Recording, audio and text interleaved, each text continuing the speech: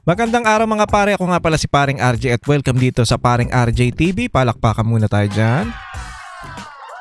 Anyway, meron tayong pag-uusapan na medyo nakakainis. Maganda naman ang magiging resulta nito, siguro. Pero medyo nakakainis to, alam nyo kung bakit? Kasi medyo parang magiging magkakaroon ng mas traffic na hindi lang sa EDSA kundi doon sa looban. Kasi ang mangyayari daw, magkakaroon daw ng 24 hours coding sa EDSA at hindi lang yan, medyo magulo sila doon sa part na ang coding 1, 2, 3, 4, basta mga ganun eh. Medyo magulo-gulo nga yan, kaya ewan ko pero by June pa daw to simulan. Pero ngayon pa lang medyo kamot ulo na yung ibang Pilipino. Ibang mga masasabi natin na motorista. Yan, hinaan ko na yung aking lap truck baka mairita pa rin kayo. Hindi ko kasi alam nasanay siguro pag may pindot. Susubukan kong bawasan mga pare para sa inyo, ha? Alam niyo namang mahalaga kayo para sa akin, di ba? Di ba? Ang dami pa rin. Anyway, maraming salamat sa ating mga kababayan dito sa Pilipinas at diyan sa ibang bansa kagaya ng Japan, Korea, Dubai, Malaysia, Saudi, USA, Canada. Lahat ng mga kaibigan natin. Hindi ko nabati, pasensya na po, pero para sa lahat po yan. At kamusta kayong lahat? At dagdaan ng weekend, anong ginawa ninyo? At sana naging okay at naging masaya ang weekend ninyo dahil medyo mainit na naman tayo ngayon. Okay. Ayos pa ba tayo dyan? At by the way mga pare, bago tayo magsimula, please like and subscribe sa aking YouTube channel at please follow my Paring RJ TV. Huwag naman kayong nood lang ng lood. Mag-ano din tayo mag-effort. Mag-effort din tayo sa ating mga pinapanood. Kung nagustuhan nyo, kahit hindi nyo nagustuhan, mag-subscribe kayo, wala na kayong magagawa. Anyway, ayun lang naman. Request ko lang naman sa inyo, ha? Ayun na. Pindot, subscribe na. Okay na? Mag-subscribe ka muna, hindi ako mag-uumpisa. Okay na. Okay, palakpakan. At syempre, wag nyo na rin kalimutang i-like and share ang ating mga videos. At please lang yung aking Paring RJ TV, Paring RJ yung sa Facebook, follow nyo yan, ha? Para masaya tayong lahat. At huwag nyo rin kakalimutang i-follow ang Banateros official. Makikita nyo rin yan sa Facebook. Tapos ang SMNI channel DZAR1026. Yan, para naman mapanood ang mga Banateros. Hindi lang Banateros, syempre. Makapanood kayo ng mga talagang masasabi yung totoong balita. Di ba? Yun lang. At anyway, umpisa na natin para matapos na tayo. Ba't nandyan nga pala Paring RJ? Ba't nandyan si Marcos? Sa thumbnail mo. Wala lang, gusto ko lang ilagay. Bakit ba? Hindi, joke lang. Hindi, kasi alam nyo kung bakit. Naiisip ko kasi na baka dito na nag-uumpisa si Marcos doon sa gusto niyang mangyari na bumawi siya. Di ba yung nakaraang video niya, alam nyo na yun? Yung sinasabi niya, alam ko na nahihirapan ng mga Pilipino at hindi nila naramdaman ng tulong. Ngayon, babawi tayo ngayong panahon na to, di ba? Ngayon daw siya babawi. Baka na yun. Maganda naman siguro magiging kakalabasan nito pagdating ng panahon, kasi alam ko hanggang 2027 daw yung 24 hours na coding na yan. So, mahihirapan talaga tayo magbiyahe.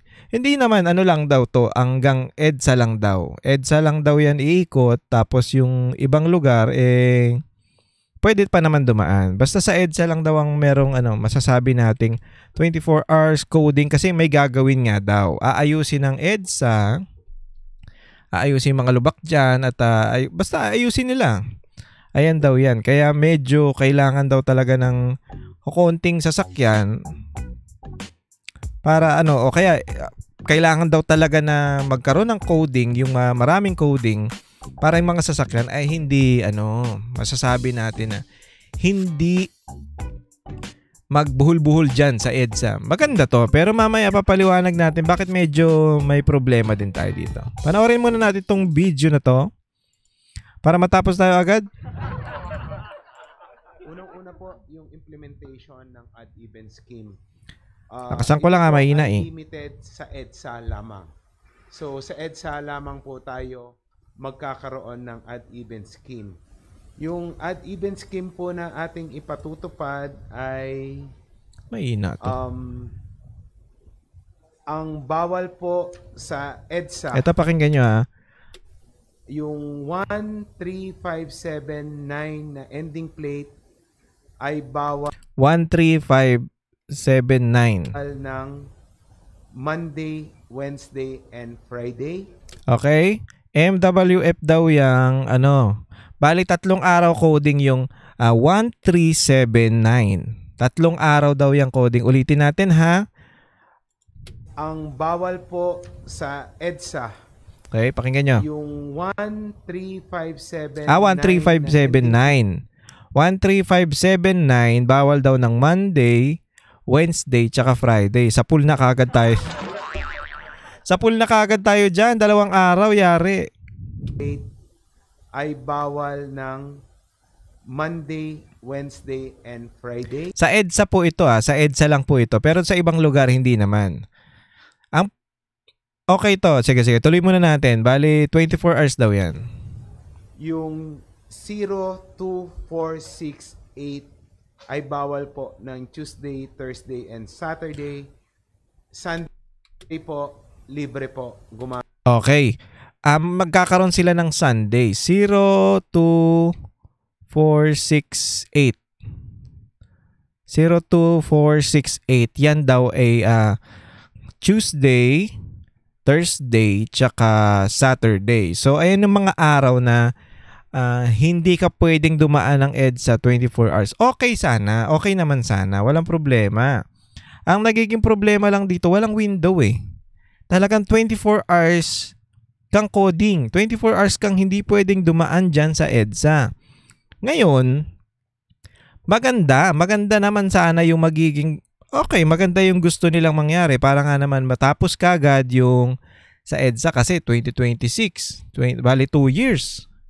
Tama ba? 26, 20. Oo, 2 years. Bali magiging 2 years nga yung implementation nitong nung coding na to. Dahil nga may ginagawa ang kalsada, kabuuan ng EDSA. So may project ang MMDA diyan ngayon. Ewan ko, baka ito na yung gusto ni Marcos na mangyari, na makabawi siya sa mga Pilipino. Okay, maganda yan, oo. Pero ang problema kasi, EDSA maraming dumadaan talaga yan, kaya nga traffic dyan Ngayon, ang tendency nito, para hindi sila matikitan o mahuli, hindi sila ngayon dadaan sa EDSA. Ngayon, saan magta-traffic? Diba? Magta-traffic ngayon dyan sa may looban. Dito sa mga loob-loob. Kasi kabaan ng EDSA, hindi ka pwedeng dumaan. Dito ka ngayon sa loob dadaan. Sa loob ngayon magta-traffic. Traffic pa rin. Hindi naman natin to binabanatan na dahil nila, sasarado nila yung EDSA para sa mga coding na yan, hindi pwedeng dumaan. Hindi naman. Ang problema, dapat iniisip din nila na yung mga sasakyan na hindi dadaan ng EDSA, dadaan yan sa mga looban. Yun ang problema. Di magta-traffic din sa looban. Perwisyo din. Hindi ko alam kung paano Paano nila to ewan ko. Yun ang mga nakikita nating problema dyan. At Doon nga sa mga bahay-bahay sa looban na sinasabi natin, doon ang mangyayari na magiging traffic. Paano na lang 'yan? Yung iba magsi-C5 o traffic na sa C5, magta-traffic pa lalo.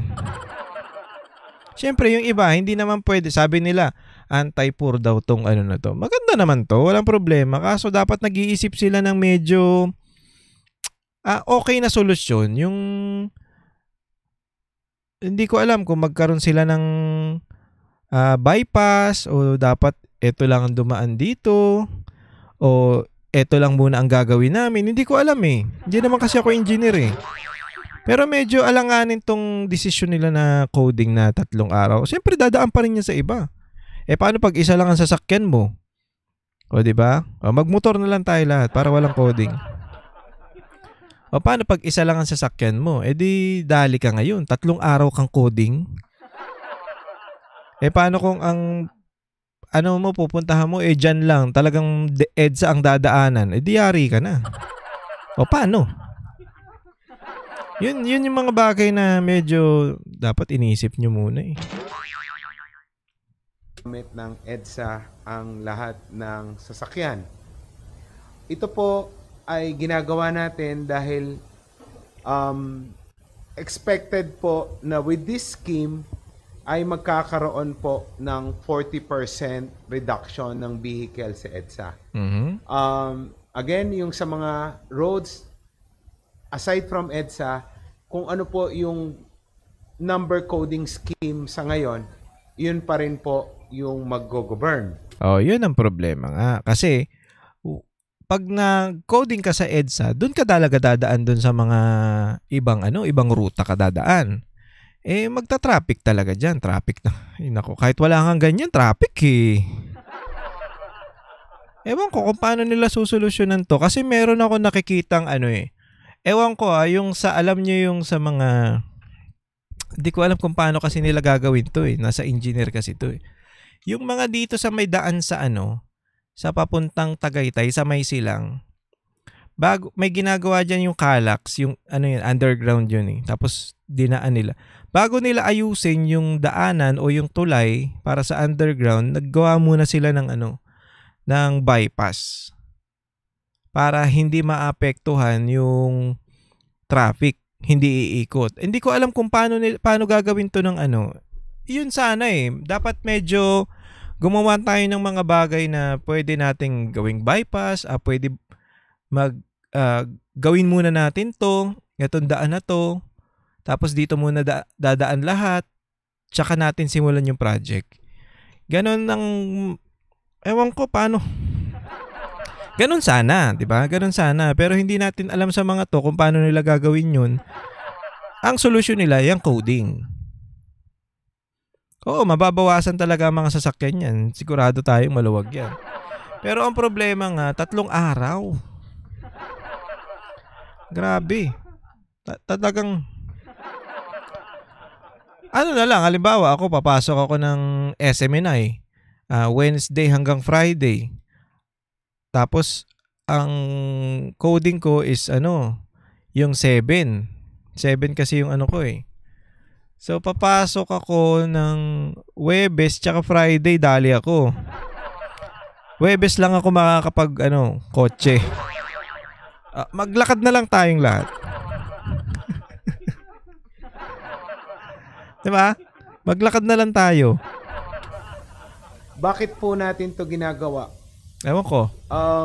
First, with the implementation po ng toll-free policy ng DOTR sa expressway, ito po ay madidistribute po natin yung mga sasakyan. Yung mababawas po sa EDSA due to the odd-even scheme, pwede pong gumamit nitong free toll. Dahil kung matatandaan nyo, nung nag-open po, I think ikaw pa ang presidente ng San Miguel Tollway noon. Si Sec Manny pa po ang presidente. Meron pala. Ewan ko ha. Sige, may free toll daw. Okay, sige. Presidente ng San Miguel Tollway noon. Natatandaan ko po, nung nagbukas ang Skyway na po na yan, tsaka yung mga connector roads, gumaan po ang volume ng traffic sa EDSA. Sa amin pong tala, noong 3 months na libre ang Skyway, simula nung binuksan, nagkaroon po ng reduction ng volume ng traffic sa EDSA. Syempre naman, libre kasi yun, sir. Hindi natin binabanatan si sir dahil sa mga hindi naman. Syempre, ako, dadaan talaga ako dyan. Libre yan. Pupunta akong QC, dadaan ako dyan. Anyway, meron naman daw mga daanan na masasabi natin sa Skyway. Ewan ko kung ililibre nila yung papunta doon. Mula Magallanes hanggang papunta doon. Baka pwede, oo. Pero meron kasing mga, halimbawa, mga opisina na talagang dyan lang sa may Makati, di ba? Nasa Makati, tapos basta dito lang banda, sa may Ayala, EDSA talaga dadaanan mo dyan. Pero pwede kang umikot, kaso hassle yun. Wala tayong magagawa, ganyan ang desisyon nila. 7.5 to 14%. Ito po ay malaking reduction na ine-expect po natin na kung maglilibre uli Ayan. yung Skyway, ay makaka-reduce po tayo ng between 10 to 20% volume sa EDSA. Ayan. Magandang gawin yan. Ilibre nyo. Para nga naman yung, syempre, kaya nga EDSA yung mga yan para makatipid ng toll eh. Pwede yan, ilibre nyo. Para naman kahit papano may pakonsuelo kayo dun sa mga taong maaapektuhan o yung sa mga motoristang maaapektuhan itong project na to, yung gagawin nyo na to. Kung kasamahan po yan ng ad-even scheme na additional 40%, ine-expect po natin na mas bibilis po yung daloy ng traffic at hindi po magkakaroon ng Carmageddon sa EDSA. Basta kailangan ilibre, ha? Libre sana para kahit papano, ha? Sir, usahan namin yan, ha? Kung libre yan, okay, sige, kahit papano. Hilig sa libre. Siyempre nga naman, 'di ba? Alam niyo ba mahal din diyan sa sa Skyway, pumapalo ng 200 yata. Hanggang Magallanes 200. 'di ba? Malaki rin. Tapos parang hindi ko sigurado kung hanggang Valenzuela basta pa north parang na yata yan parang hanggang NLEX parang 500. Hindi ko maalala eh. Hindi na kasi ako nagpupunta dyan. Kasi nagmumotor kami dyan papunta kaming Diyan kami sa SLEX, sa Clark, yan. Ngayon hindi na At tataas po yung travel speed. Sa ngayon po kasi sa aming volume count nasa 437,873 ang vehicles po na dumadaan sa EDSA. Kung wala po daming motor. Tayong intervention na gagawin tulad po ng mga inilatag ni Sec Beans at ito pong ad-even scheme sa EDSA free toll, ine-expect po natin na magdi-decrease ng 20% yung travel time at ang pinakamabigat po during peak hours talagang gagapang po or tutukod yung traffic. Yun yung problema dyan Solely yung toll-free scheme ng DOTR, ni Sec Beans, ine-expect po natin na ang reduced traffic volume ay 5%. Kung ad-even scheme lang po, reduced traffic 20%. Pero pag kinumbine nyo po ito, ang marireduce po na volume na expected, meaning pag pinag-combine po yung ad-even scheme at yung toll-free sa Skyway, i-expect po natin na mababawasan ng 25% yung pong volume ng traffic sa EDSA. Mga kababayan, alam nyo, maganda tong plano nila. Maganda naman to. Wag na naman natin na banatan ng banatan. Kasi si Sec Beans ang dyan syempre, di ba? Yan si Sec Beans, maayos naman yan. Maayos yan. Yung presidente lang talaga natin ang hindi. Well, siguro, ito yung mga plano ng Pangulo na gusto niya mangyari, pero Ngayon niya lang na-realize. Diba? Ngayon lang niya naisip na pwede palang gawin tong mga to.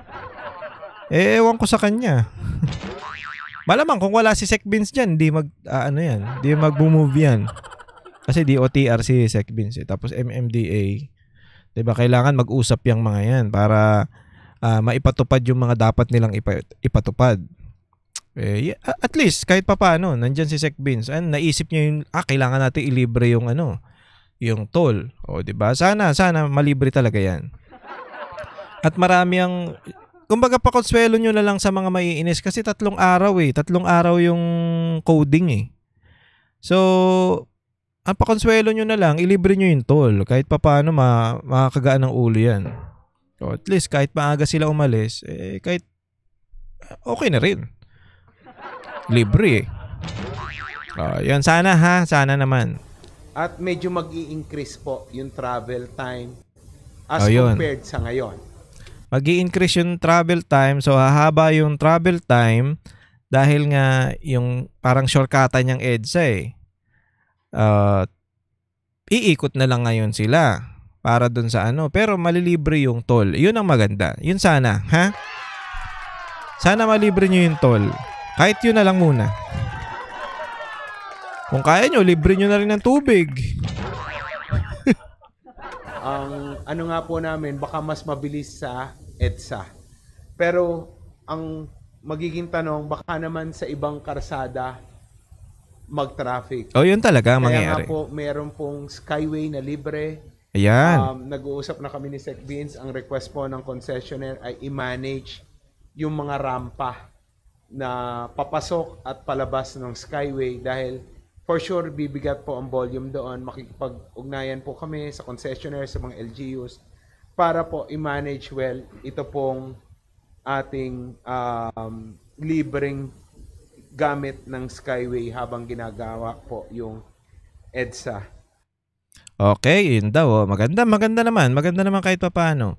Kasi meron silang in-offer na, kasi totoo yun, magta-traffic talaga dyan sa mga looban, yung sa ibang way na dadaanan ng mga sasakyan. Magta-traffic talaga, lalo na sa looban. Ngayon, nag-offer sila ng Skyway daw, tapos ililibre nila. So, maganda yun. Para nga naman hindi lahat doon sa iskinita o sa mga maliliit na kalsada, sa mga alternative route, doon na lang sila sa Skyway kasi libre naman. Yung maganda, at least, yun. 2 years na libre sa Skyway, Pero hindi natin alam kung paano nila sisimulan yan. Sana mapatupad nila ng mas maayos. Pero June pa naman to. Marami pang mangyayari dyan. Ang pinaka-problema ko lang dito mga pare kasi, di ba pag coding tayo is merong window. Di ba? Alam naman natin yan. Merong certain hours na pwede kang dumaan doon sa mga pwede kang bumiyahe. Kasi kahit coding ka. Ngayon, ito kasi 24 hours Kahit gabi. Kahit gabi talaga, hindi ka makakadaan dyan sa EDSA once na ikaw ay coding. 3 days po yun. 3 days. Kaya medyo, yun ang nagiging problema Dapat nilagyan nyo man lang ng window kahit papano, kahit yung sa madaling araw na lang, yung mga masasabi nating ang pinaka niyan ang pinaka wala nang sasakyan yan, 1:00 hanggang 4:00. 'Di ba? Kahit yun na lang Kahit papaano mas mabilis silang makakadaan diyan. Kahit yun na lang, 1:00 hanggang 4:00 ng madaling araw, yan. Yun sana. Pero wala na tayong magagawa. Ewan ko sa kanila kung itutuloy nila yan. Anyway, baka magbago pa to. Kasi may mga magrereklamo dyan. Sigurado na tayo dyan. At kami na po yun. Kasi kami ang pinaka-apektado dyan. Anyway, pero wala tayong magagawa. Alamin na lang natin kung saan tayo pwedeng dumaan at agahan yung alis. 'Di ba? Agahan natin yung alis kasi expected natin na magiging traffic talaga dyan. Pero by June pa naman to, so hinay-hinay muna tayo mga kababayan. Magmotor na lang tayo. Ang problema kasi sa motor ay, Siyempre, pag umaga, mainit. Okay naman yun kahit papaano. Ang problema dyan pag umulan. Delikado. Hindi ka pa nakakapunta. Okay lang kung pauwi eh. Pauwi ka na galing trabaho. Okay lang umulan. Kasi, pauwi ka naman na. Kung papunta ka pa lang sa trabaho, di ba? Effort kang maligo, tapos magbihis, tapos uulan. Hassle. Hassle po yan. Anyway, abangan natin yung mga susunod na balita patungkol dito sa eto nga yung gagawing ipapatupad ng MMDA at ng DOTR itong 24 hours na coding by June. Ano pa natin yan? Maaga pa naman. Ay, hindi. Ano na pala, no? Magkakatapusan na pala. So, maganda yung mga ano na yan. Maganda yung mga alam nyo, naisip ko nga yung yung plano ni Pastor, yung mga kalsadang pagdugtong-dugtungin. Luzon, Visayas, Mindanao, tapos tren. Ang laking bagay nun. Hindi ko alam kung paano niya gagawin yun, pero malamang magagawa niya. Alam nyo kung bakit? Magaling si Pastor eh. Pero yung mga, tignan mo nga yung mga Prayer Mountain, KOJC, di ba? Yung Kingdom.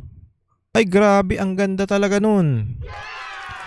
Alam nyo, nakikita ko lang yun sa mga pictures pa lang pero alam nyo, pag ako nakapunta dyan, ibibidyo ko talaga. Oo.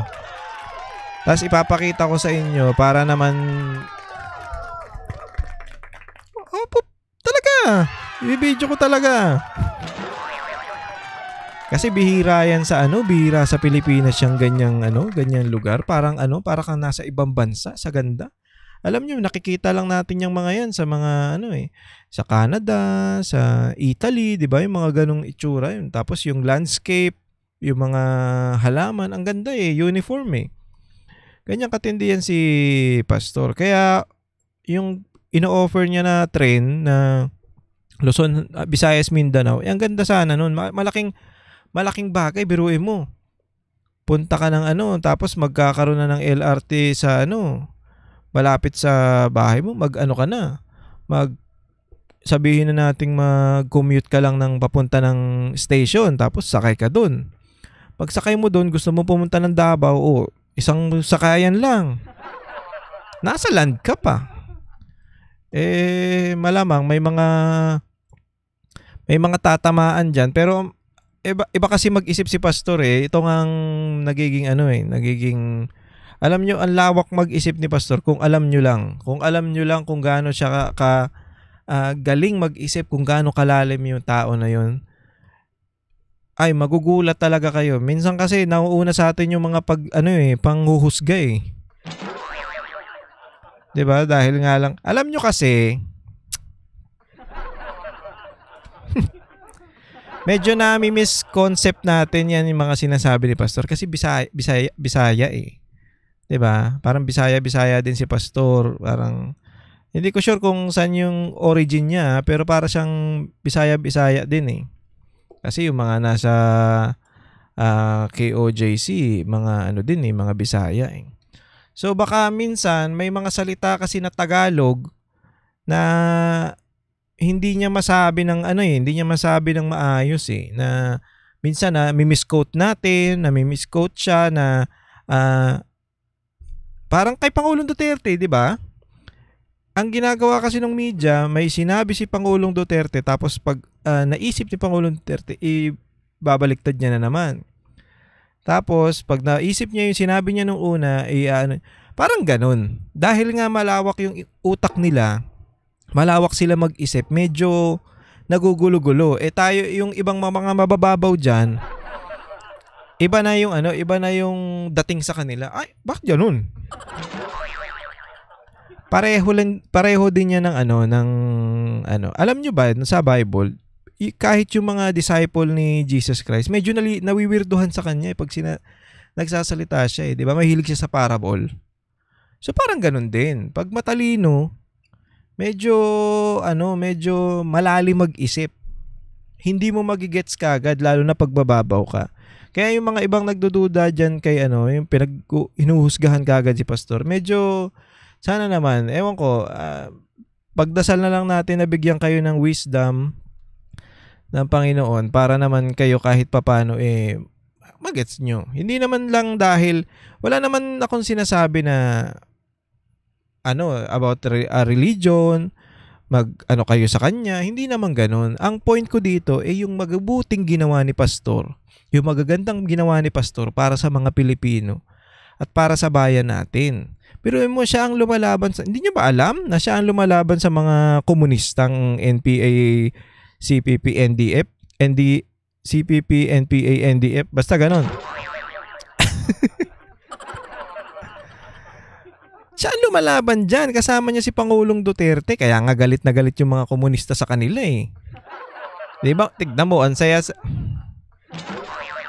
Ayoko na lang magsalita pero ang saya-saya nung mga nandyan sa party list na nung nakulong si Pastor Kibuloy.